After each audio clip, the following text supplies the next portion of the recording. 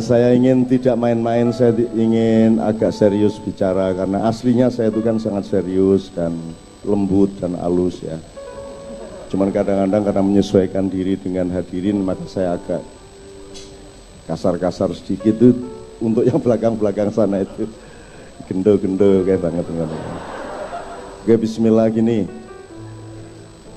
Kita ini kan mengalami ironi luar biasa ya. Agama-agama di muka bumi ini kok malah menjadi sumber konflik ya Roma ya. Jadi saya itu kadang-kadang terus capek ngomong agama, jadi saya mundur 2 langkah. Piye nek cara kira-kira upama ora ana agama ngono wani ora ya dhewe hidup damai iso apa ora ya gitu ya. Jadi saya berpikirnya gini. Tuhan kan bikin Big Bang dulu. Tuhan bikin pancaran cahaya. Kalau dalam tasawuf disebut Nur Muhammad.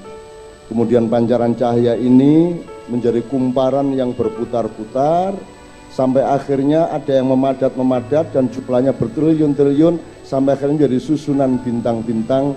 Kemudian ada tata surya yang luar biasa banyak. Jadi ciptaan Allah, ciptaan Tuhan yang pertama itu cahaya. Kemudian cahaya itu menjadi benda-benda, ada yang menjadi benda padat, ada yang menjadi benda cair, ada yang menjadi benda gas. Kemudian katakanlah itu satu level, satu dimensi cahaya, kemudian dimensi benda. Jadi kita ini manusia ini adalah hasil evolusi dari sekian dimensi. Yang pertama cahaya, kemudian benda.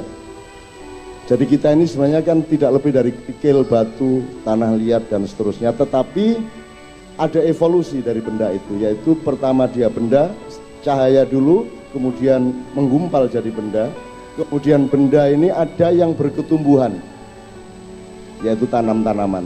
Ini dimensi berikutnya. Kemudian benda berketumbuhan, bernafsu, berdarah daging, itu namanya binatang. Nah binatang yang keempat ini, binatang ini begitu dikasih akal oleh Tuhan, maka dia disebut manusia. Tandanya adalah dia punya 3 unsur. Jadi dalam pengetahuan yang saya dapatkan, Adam dulu dibikin Tuhan, terus ditiup kepalanya sehingga berakal, kemudian ditiup dadanya sehingga punya hati nurani, kemudian ditiup syahwatnya. Hidup manusia, adanya negara, adanya sistem sosial, adanya kebudayaan atau apapun, sebenarnya adalah untuk menentukan manajemennya gimana ini, antara akal sama hati nurani sama syahwat ini, yang primer mana, yang ketua mana, yang wakil mana, yang bahaya mana, yang baik mana. Kalau keliru kita memanage 3 hal ini, maka manusia gagal menjadi manusia. Saya ingin tanya sama bapak-bapak, di antara ini akal, hati sama syahwat itu pemimpinnya yang mana bapak? Yang punya kehendak itu syahwatnya apa hatinya apa pikirannya? Yang punya kehendak hatinya. Kemudian akal membantu hati untuk membatasi diri. Nek karepe hati kan rabi 10, korupsi saoke-oke gitu ya, gawe kelambi 10 gitu ya, punya mobil banyak. Kalau maunya hati kan tidak terbatas, karena hati itu dia bersifat kayak api. Dan api itu membara kalau syahwat mempengaruhi dia. Jadi antara akal, pikiran, hati itu ada sistem kontrol. Pikiran ini aslinya dia cuma otak, tapi karena ditiup oleh gelombang elektromagnetiknya Tuhan di atas ubun-ubun sini, maka dia punya fungsi software sehingga dia bisa berpikir. Jadi otak adalah pikiran adalah akal adalah otak yang ditiup oleh kehendak Tuhan sehingga dia bisa punya fungsi berpikir.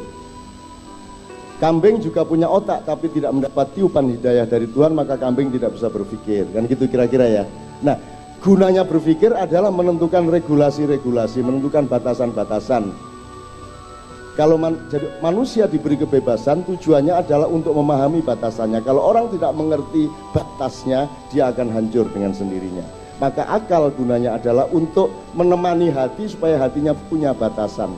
Nek karepe iki ya bar dadi gubernur apa bupati iki ya nek iso ya pindho, nek bar pindho ya bojone, bar bojone ya besane bar besane ya ponakane pokoknya terus lah.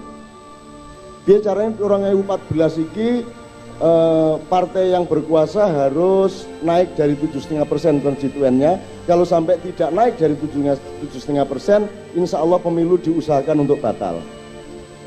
Nah, supaya naik, maka partai-partai oposisi, partai yang besar, yang lain, terutama PDIP sama Golkar, harus dicari tokoh-tokohnya yang punya masalah dan dicoba dilaporkan ke KPK untuk diseret ke dalam penjara. Jadi akan ada TO, target-target operasi yang sangat besar-besaran dari sekarang sampai Maret yang akan datang. Tokoh-tokoh yang Anda kagumi tiap hari di televisi, di koran-koran, mereka adalah juga target-target operasi.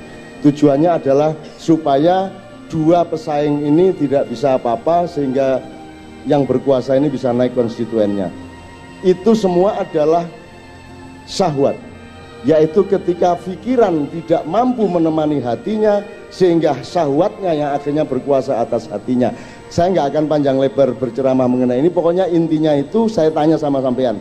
Menurut sampean politik kita sekarang tuh yang mimpin ininya apa ininya? Ngono ya, gampang aneh lah. Ngono lah wis. Bangane ilmiah wis. Syahwat itu tidak hanya seks, syahwat itu segala sesuatu yang tidak proporsional. Segala sesuatu yang berlebihan, segala sesuatu yang seperti api sifatnya, bukan seperti air, bukan seperti benda padat. Karena kalau api itu tidak ada ukurannya. Sebatang korek api saya bakarkan ke karpet ini, seluruh karpet terbakar, seluruh panggung terbakar, seluruh gereja terbakar, selanjutnya seluruh Semarang terbakar, bisa jadi seluruh pulau Jawa terbakar, dan berarti seluruh dunia bisa terbakar hanya oleh sebatang korek api. Itulah sifatnya hati, apalagi kalau dipengaruhi oleh syahwat. Menurut sampean Indonesia sekarang dipimpin oleh nurani apa oleh akal sehat apa oleh syahwat? Ah, jelas ya. Jadi nek digambar iku ndase iki syahwat. Sing pinter ngelukis sesuk dilukis ya. Syahwat itu syahwat itu keserakahan, Pak. Keserakahan, orang yang tidak tahu batas.